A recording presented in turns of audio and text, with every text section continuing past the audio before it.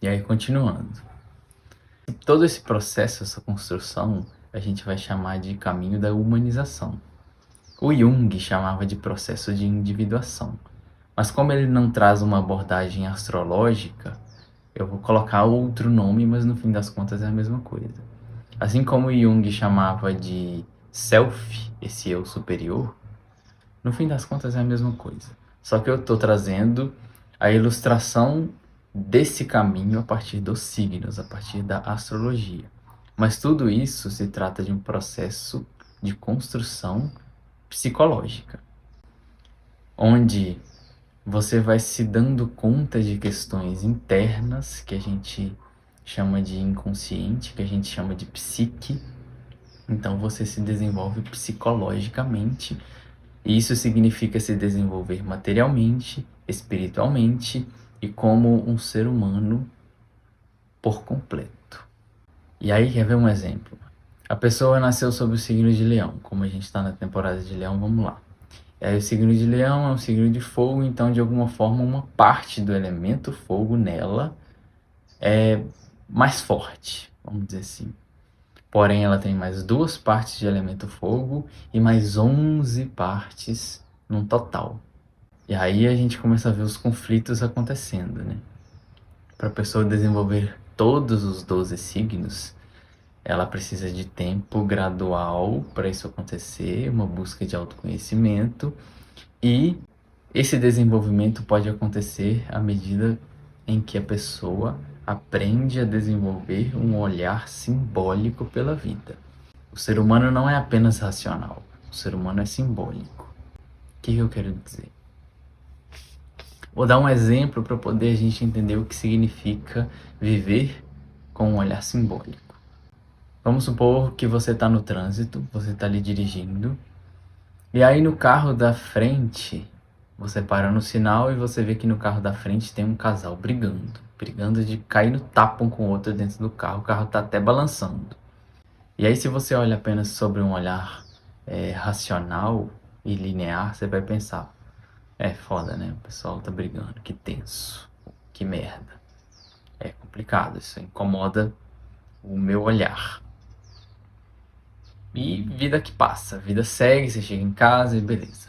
Se você desenvolve um olhar simbólico para as coisas que acontecem ao seu redor, você vai procurar entender o que aquilo está querendo te dizer.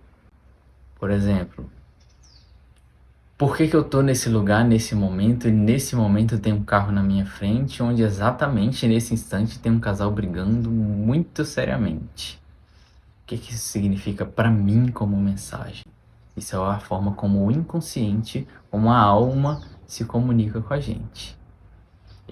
Ela não traz mensagens extremamente claras, ela traz imagens simbólicas.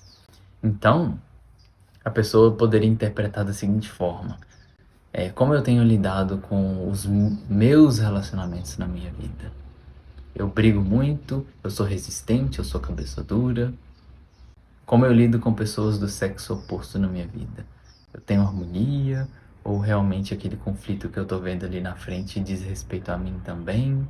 Mesmo que não seja diretamente voltado para mim, tá acontecendo ao meu redor. Isso é desenvolver um olhar simbólico. Aí uma pessoa tem dificuldade em confiar em si mesmo, em agir com fé. Isso tudo a gente relaciona ao signo de Sagitário, por exemplo. E aí essa pessoa atrai para a vida dela um amigo ou um namorado, uma namorada de Sagitário. Inicialmente você vai ver aquilo como uma pessoa legal e tudo mais, ou que você tem dificuldade de lidar e pronto, vai passar. Se você desenvolve um olhar simbólico, você vai olhar para aquela pessoa, ela é de Sagitário, interessante. E esse excesso de fé e de coragem que essa pessoa demonstra me incomoda um pouco. Se me incomoda, é porque precisa ser visto alguma coisa ali. Eu me sinto essa pessoa que se move com fé na vida, igual essa figura de Sagitário, por exemplo, se move? Não. Então, é como se fosse a alma, o seu inconsciente, trazendo um símbolo para poder você integrar. Você entende? É quando você começa a assimilar um pouco do que aquela pessoa que chegou na sua vida representa para você, você ganha consciência. E aí é como se essa ilha ganhasse tamanho. Ela vai englobando mais área. E o que acontece com uma ilha que tem apenas um coqueiro, por exemplo? Mais nada, areia e coqueiro. Quando bate uma onda forte, vai afogar o coqueiro. Isso seria o ego. Vai ser transbordado, porque a pessoa está fraca. Vamos colocar assim, o ego está fraco. À medida que essa ilha cresce, vamos supor, ela se transforma num continente. Continente é muita coisa, né? Mas ela se transforma numa ilha maior, onde as ondas que batem lá na praia dessa ilha não vão atingir necessariamente o núcleo dessa ilha. Ela vai estar sentindo as ondas batendo, mas não vai afogar mais o coqueiro, porque tem muito mais. Tem mais consciência ganha, tem mais amplitude. E essa ilha, por ser maior, ela vai caber mais pessoas. Ela vai agregar mais pessoas. E aí esse ego, dando o simbolismo da ilha, vai ter maior alcance na vida. Vai conseguir alcançar mais pessoas. Vai conseguir de alguma forma agir de forma mais coletiva, vamos dizer assim. O que ela constrói ali naquela ilha não vai servir apenas para ela. Vai servir para mais pessoas. Isso é desenvolver consciência. Mas para isso acontecer, existe todo um processo, todo um atrito, todo um desafio. O despertar espiritual vai sendo gradual. A pessoa vai sendo esfregada no chão, levada para as nuvens. E no fim das contas, a ideia é: quem dirige é a alma. Quem dirige é o inconsciente. Até que você se torne consciente o suficiente para poder ter integrado os 12 signos. E aí sim, você passa a ter livre arbítrio. Antes disso, ele é muito limitado. Se você está numa situação onde você sempre atrai pessoas que reclamam muito, enquanto você não reconhece o reclamão dentro de você, você vai continuar atraindo os reclamões ao seu redor. Porque a alma está querendo que você integre também essa característica. Porque o caminho da humanização é você entender que todas as características humanas são possíveis dentro de você. Ah, não. Eu sou apenas bom, eu sou apenas justo. Não. Não é assim que funciona o desenvolvimento de consciência. Mais uma vez, a gente volta. O Yin Yang não se separa. Você não pode desenvolver, não tem como você desenvolver só o lado iluminado da coisa. Claro que não é fácil. É gradual, como eu disse e vou continuar dizendo. Você imagina o Yin Yang se desenvolvendo, onde a parte branca vai ficar maior. Vai ficar um negócio desproporcional. E não tem como. Não dá. Ele não se desvincula para poder um crescer mais que o outro. Então essa questão do desenvolvimento espiritual, ele precisa considerar os dois lados do ser humano. Desde o mais divinal ao mais sombrio. Dependendo da quantidade de luz que você emana, a sua sombra vai ser tão grande quanto. Dependendo da quantidade de sombra que você tem, a quantidade de luz vai ser tão grande quanto. E aí uma breve crítica. A galera espiritualista acredita que desenvolver espiritualidade é apenas caminhar em direção à santidade. Nem de perto. Isso é hipocrisia. Mas vamos dar sequência.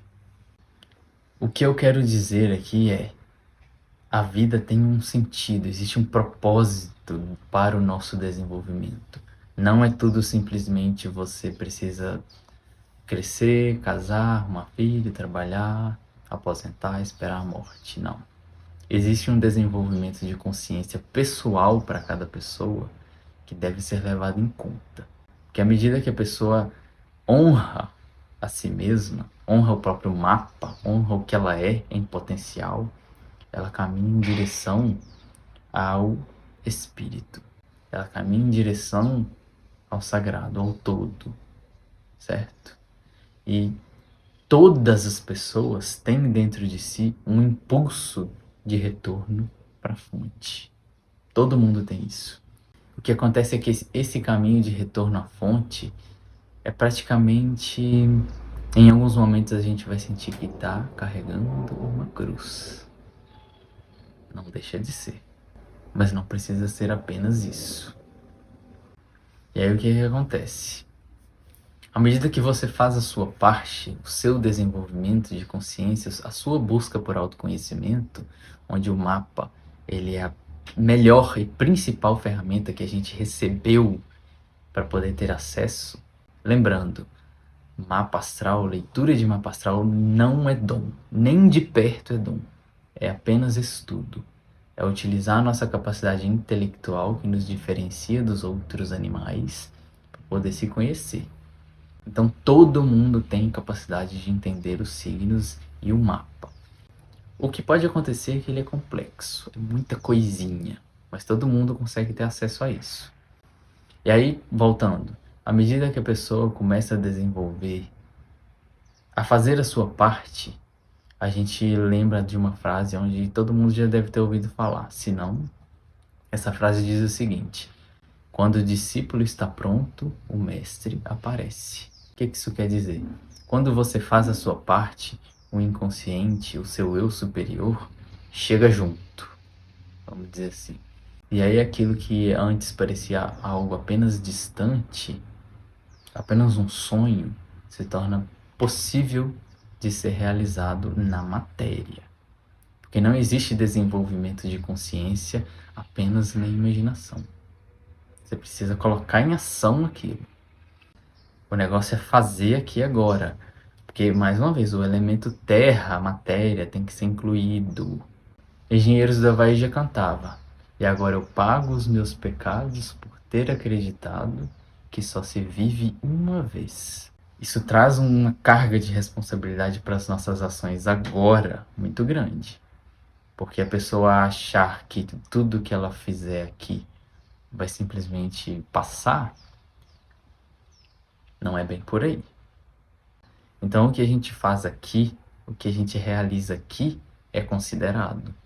Caso contrário, a pessoa cruza os braços e espera o fim por medo de agir, por medo de errar, porque se ela agir, se ela errar, ela vai ser condenada. Não existe tal coisa como a condenação no caminho da evolução.